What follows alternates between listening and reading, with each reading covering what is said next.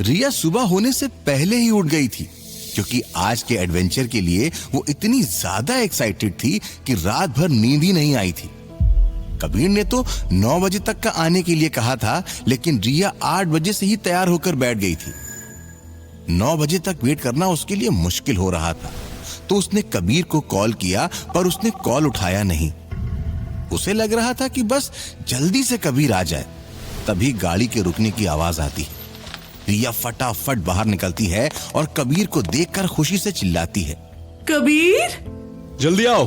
कबीर का इशारा पाते ही रिया जाकर गाड़ी में बैठ जाती है और गाड़ी ऐसे तेज स्पीड में चलती है जैसे सड़क पर उड़ रही हो।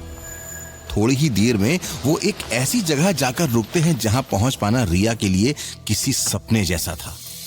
कबीर रिया को रास्ता दिखाते हुए आगे ले जाता है। वहां कुछ और लोग भी स्टंट कर रहे थे। रिया को अभी नहीं पता था, लेकिन कबीर उसको पूरी तरह तैयार कर रहा था अपने काम के लिए। वो बिल्कुल नहीं चाहता था कि रिया के साथ काम करने पर वो कहीं भी उसकी बेवकूफियों की वजह से पकड़ा जाए। कबीर उसे सबसे पहले जंपिंग की प्रैक्टिस करवाता है। उसमें रिया को काफी डर लग रहा था। एक अच्छी खासी ऊंचाई से कूदने की कोशिश में कई बार रिया को चोट लगी, लेकिन वो उसे एंजॉय करने लगी। वो बस हर एक पल को पूरा जीना चाहती थी। दिन भर की प्रैक्टिस के बाद कबीर रिया को बुलाकर पूछता है, मैं एक खतरनाक मिशन पर जा रहा हूँ, चलना चाहोगी? Yes, why not. मैं भी ऐसे रियल स्टंट देखना चाहती हूँ जो तुम्हारे सीक्रेट मिशन में होते हैं। ठीक है, तो फिर घर जाओ और तैयार हो जाओ।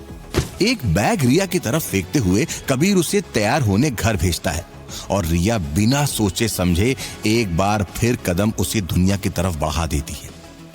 शाम होते ही कबीर ने अपनी बाइक निकाली और रिया के घर के सामने आकर हॉर्न बजाया। रिया भागती हुई बाहर आकर उसके सामने खड़ी हो गई। कबीर ने ऊपर से नीचे तक रिया को देखा और बोला, ग्रेट, तुम तो एक दिन की क्लास में ही मास्टर हो गई। क्योंकि मैं हर उस खतरनाक रास्ते को पार करना चाहती हूँ जो मुझे खुद से मिला दे। रिया नहीं जानती थी कि जिस रास्ते पर उसका दोस्त उसे ले जा रहा था, वहां वो सब भी खोने वाला था जो उसके पास था। खुद को पाने का सबसे गलत तरीका मिला था उसे। रिया के बैठते ही गाड़ी फिर से उसी तेजी से बढ़ गई और कुछ ही देर में एक बड़ी सी बिल्डिंग के पास जाकर रुकी। कबीर रिया को साथ लेकर अंदर गया, लिफ्ट पकड़ी और वो 3rd फ्लोर पर पहुंच गए। किसी से भी मिलने से पहले कबीर रिया को समझाता है, अब हम यहाँ एक कस्टमर से मिलेंगे। हो सकता है कि वो हमारे साथ फ्रॉड कर दे या अचानक से कुछ ऐसे लोग आ जाएं जो हमें प्रॉब्लम में डाल दें। तब हमें क्या करना है ये हम यहाँ सीखेंगे। यस, जो प्रॉब्लम्स वहां से निकलने में आई वो अब यहाँ नहीं आएंगी। रिया ने उस दिन की घटना को याद करते हुए कहा था कि किस तरह आकाश ने उसे सिखाए बिना ही एक खतरनाक मिशन में शामिल कर लिया था और जरूरत पड़ने पर हाथ छुड़ाकर भाग गया। रिया कबीर का हाथ पकड़ लेती है और उसके साथ कदम से कदम मिलाती चल देती है। अगले ही पल दोनों एक कमरे में थे। सामने 2 लोग और बैठे थे जिनकी कबीर से कोई डील तय हो रही थी। बातचीत होने के बाद वहां से निकलकर कबीर लिफ्ट की ओर नहीं बल्कि सामने दिख रही बालकनी की ओर चला गया। रिया बिना किसी सवाल या शंका के उसके पीछे चल दी। बालकनी में आकर कबीर ने रिया से नीचे देखने का इशारा किया। रिया ने झांक कर नीचे देखा तो डर के पीछे हट गई। इतनी ऊंचाई से देखने में भी रिया को डर लग रहा था। चलो रिया, आज की प्रैक्टिस को असल जिंदगी में इस्तेमाल करने का टाइम आ गया है। हम लिफ्ट से नहीं, यहाँ से जंप करके जाएंगे। यहाँ से जंप करना बहुत ज्यादा रिस्की है कबीर। हमने दिन भर में जो भी स्टंट्स किए सेफ्टी टूल्स के साथ किए थे। यहाँ कौन बचाएगा? कबीर उसकी मासूमियत पर हंस देता है और उसे विश्वास दिलाता है कि वो उसके साथ है। वो रिया को समझाता है, रोड पर चल रहे वाहनों की ओर इशारा करता है और रिया का हाथ पकड़कर बिना देर किए छलांग लगा देता है।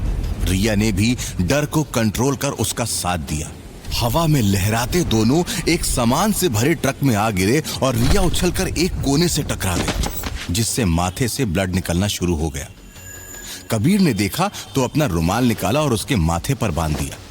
थोड़ी देर में कबीर ने झांक कर बाहर देखा और उठकर खड़ा हो गया।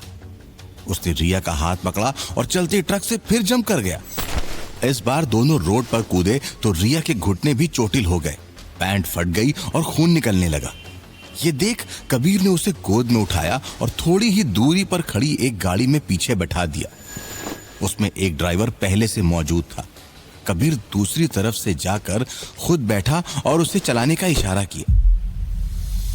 उधर विक्रम ऑफिस में अपने कैबिन में बैठे रिया के बारे में ही सोच रहे थे। उन्हें उसकी बगावती बातें एक एक करके याद आ रही थी। मैं जो चाहे कर सकती हूँ डैड, आपके हिसाब से चलकर अपना भी जीवन बर्बाद नहीं करूंगी मैं। विक्रम को याद आता है कि रिया बार बार यही कहती है, अपना भी जीवन बर्बाद नहीं करूंगी। उन्हें बिल्कुल समझ नहीं आ रहा था कि आखिर उसने और किसका जीवन अपने डैड को बर्बाद करते देख लिया था। सवालों में उलझे विक्रम की नजर टेबल पर पड़े न्यूज़पेपर पर पड़ी। सिटी अपडेट्स के साथ जो न्यूज थी उसे देख विक्रम की आंखें फटी रह गई। रिया की तस्वीर के साथ हेडलाइन थी, शहर में निडरता से कदम जमाता ड्रग्स माफिया। विक्रम ने पेपर हाथ में उठाया और एक सांस में पूरी खबर पढ़ गए। तब उन्हें एहसास हुआ कि इंस्पेक्टर की बात को नजरअंदाज करने के कारण यह खबर अखबार तक पहुंच गई। पेपर टेबल पर रख विक्रम ने हारे हुए अंदाज में कहा, ओ रिया मेरी बच्ची, किस लिए खेल रही हो खुद की जिंदगी से। विक्रम के सामने अब कोई रास्ता नहीं था जो उन्हें उनकी बेटी तक पहुंचा सके। निराश और हताश विक्रम अपनी चेयर पर सर टिकाकर आंख बंद कर बैठ गए। इधर कबीर रिया को घर लाता है और जैसे ही दोनों गेट पर पहुंचते हैं, गेट खुल जाता है। दोनों शॉक्ड होकर एक दूसरे को देखते रह जाते हैं। अगले ही पल एक लड़की सामने से आती है जो रिया को घूर कर देख रही थी। रिया उसे देखती है और इमोशनल हो जाती है। होठों पर स्माइल आ गई और आंखों से आंसू बहने लगे। कबीर कुछ समझ नहीं पा रहा था। वो उस लड़की से कुछ कहने ही वाला था कि रिया ने बीच में हाथ दिखाकर उसे रोक दिया और झट से उस लड़की को गले लगाकर रो पड़ी। नेहा, कहाँ थी तू? कब से तेरा फोन स्विच ऑफ है? तुझे नहीं पता मैं कितनी अकेली हो गई थी तेरे नहीं होने से।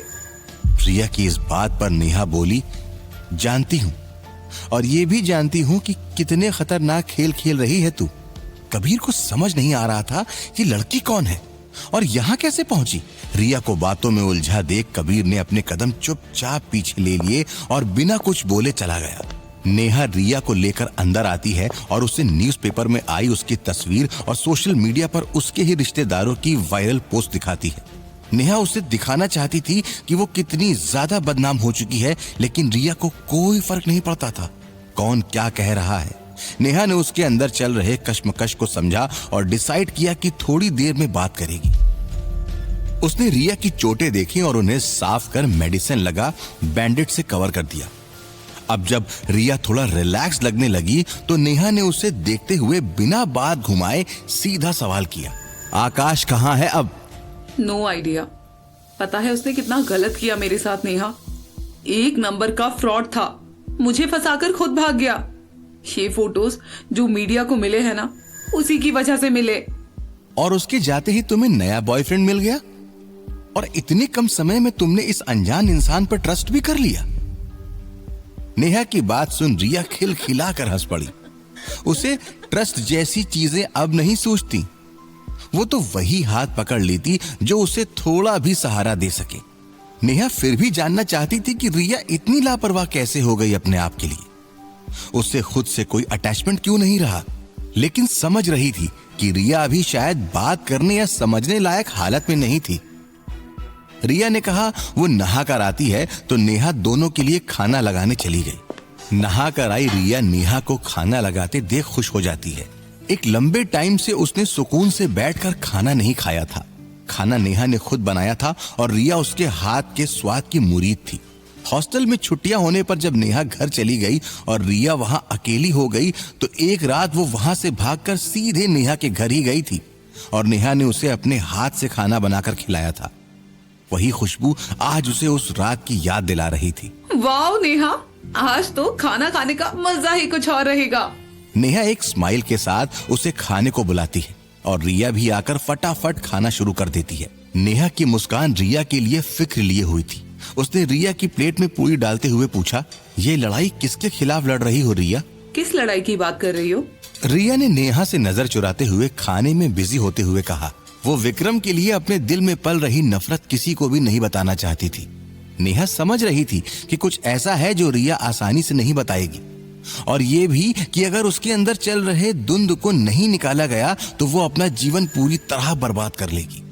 नेहा को अपनी तरफ गौर से देख रिया थोड़ा सा नर्वस फील कर रही थी, और उससे बचने के लिए वो खाना खत्म किए बगैर ही उठकर अपने कमरे में चली जाती है।